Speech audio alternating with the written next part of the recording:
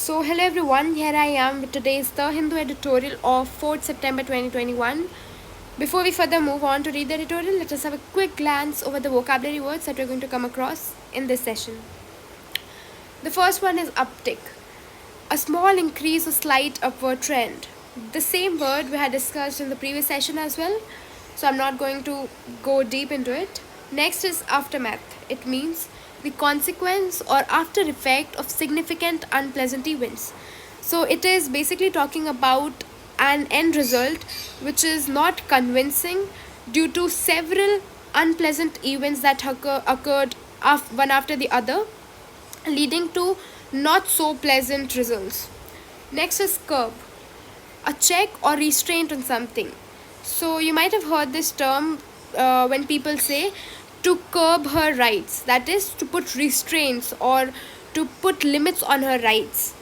Next is robust, strong and healthy, vigorous.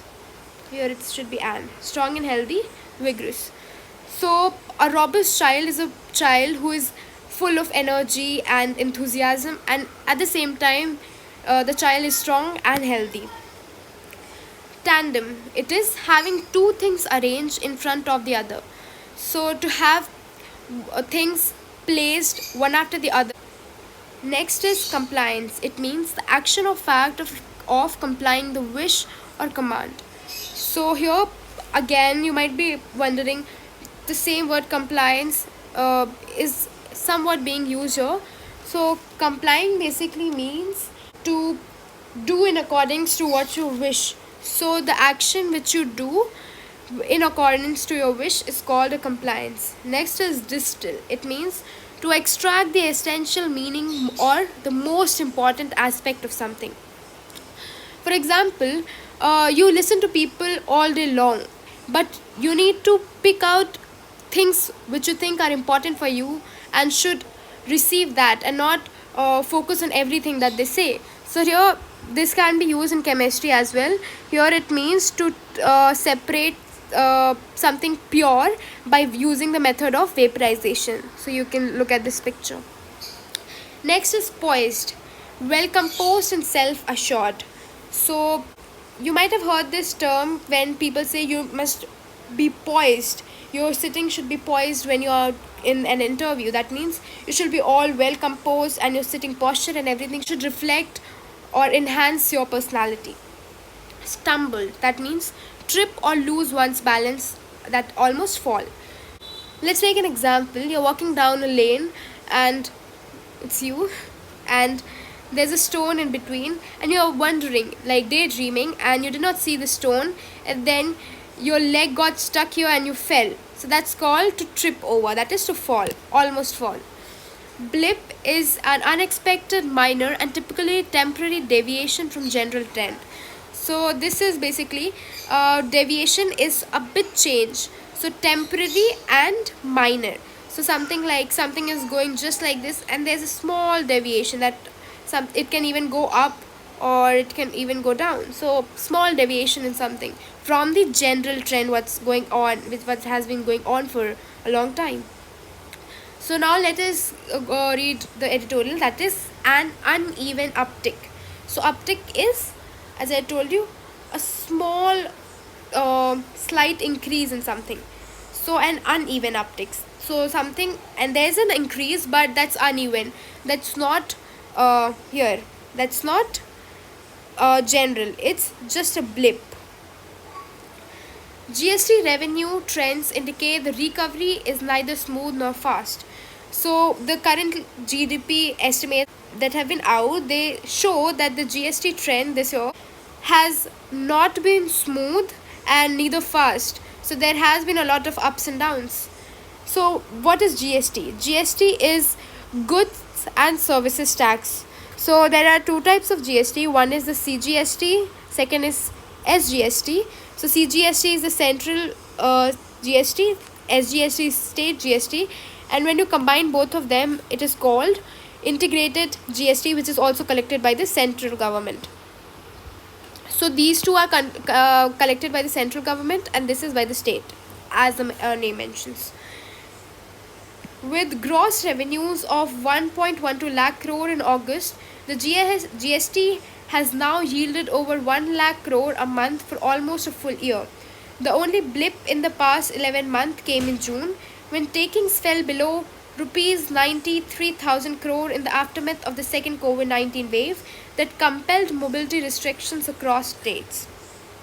So here it's saying that the gross revenue has been about 1.12 lakh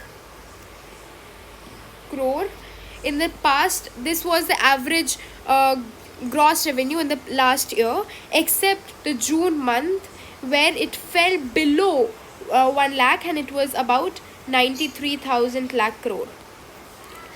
And if you look the August result, it was 1.12 lakh, and in general for the past 1 year it was 1 lakh, 1 lakh, except the month of June.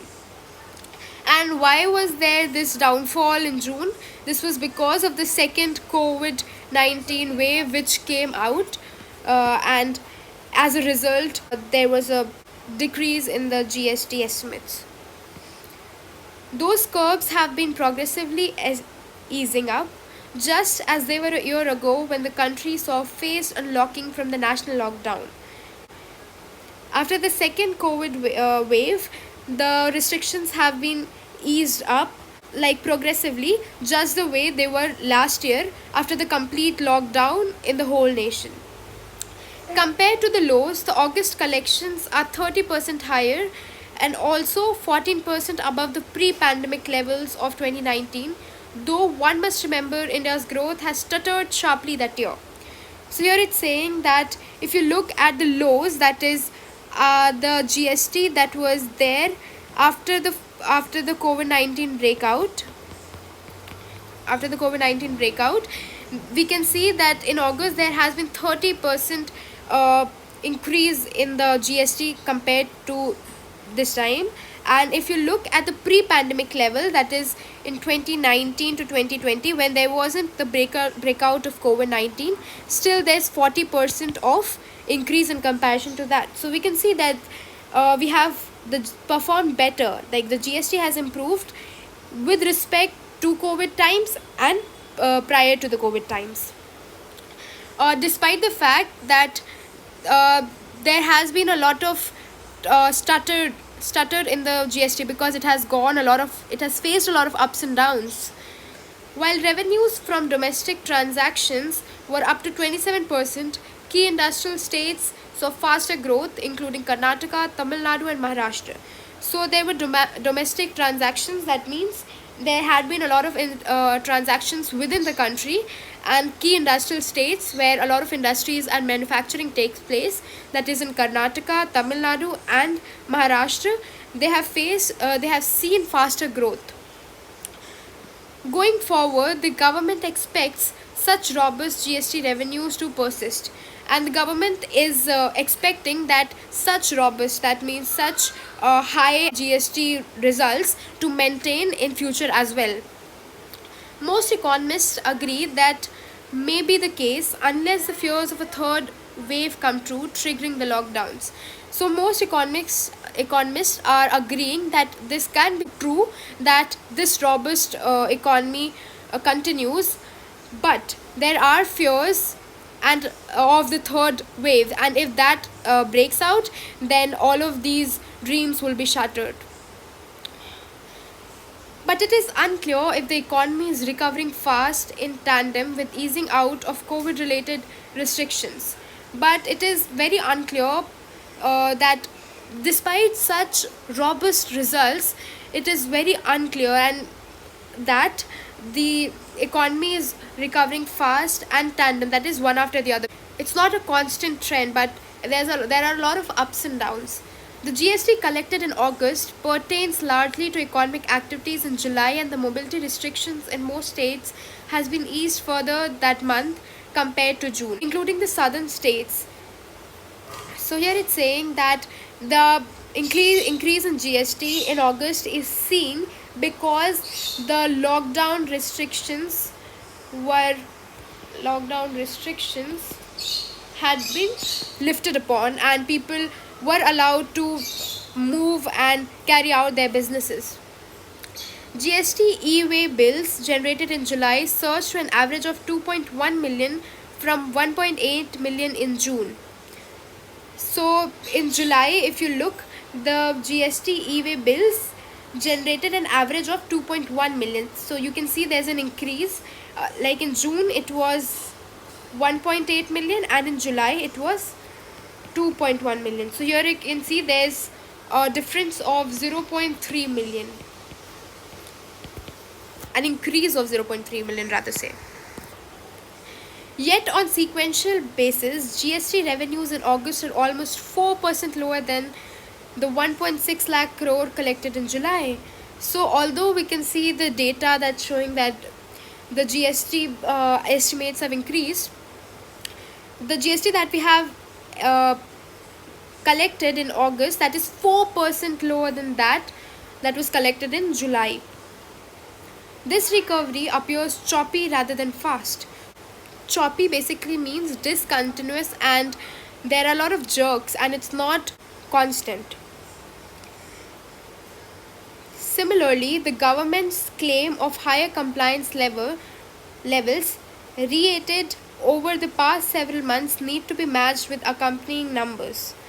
At the start of the GST regime 4 years ago, it had 6.6 million taxpayers. On GST Day this July, the finance minister said this has risen to 12.8 million. So here it's saying 4 years ago, when this GST term was introduced, then in India there were 6.6 million taxpayers, which is a very small amount of the total population of India. But now there are 12.8 million people who are paying GST, and this was said by the current finance minister on GST Day. But how many of them are filing returns each month is no longer, since the government stopped disclosing that number from February 2021. So this year itself, in February 2021, the government started to hide or disclose the data that tells that how many of these taxpayers actually are filling returns. So this income tax return has to be filled by all of them who are eligible or who are capable and are paying the GST, because this tells about all the assets that you have and your salary and everything. And this ITR is very helpful if you have to take bank loans, because that asks for your ITR for the last few years, in order to be assured that you will be able to pay back the money, because ITR talks about all the assets you have and your income, so they will know whether you have that repayment capacity or not. And even if you have to go abroad, then they will need this ITR of the past 3 years. This makes it virtually impossible to distill the effects of compliance and growth on GST revenues. So this disclosure of data, it makes it very hard for us to compliance, that is to take actions on what we wish, because these GST revenues are disclosed and we are not aware of it. Deviating from standard data points spikes suspicion about what they strive to hide. So like people are very suspicious that why are they hiding this data, and what is there to hide like in this data. The government would do well to restore and enhance its quality of disclosures. Even state-wise revenues have been selectively shared recently.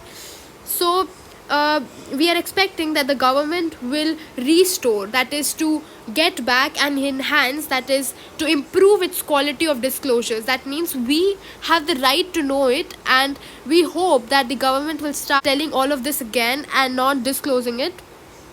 And also that the fact that some datas have been only shared of selected states, not all of them. So we want to know all of the data, and we do not want the government to be partial or corrupt. As the Reserve Bank of India governor has highlighted, the economy is still delicately poised. Manufacturing recovery has stumbled in August. Services remain stressed. Exports stay strong but have slipped on a month on month basis, just like GST collections. There is surely a need to talk things up when the chips are down, but ultimately only facts and figures can invest words with meaning.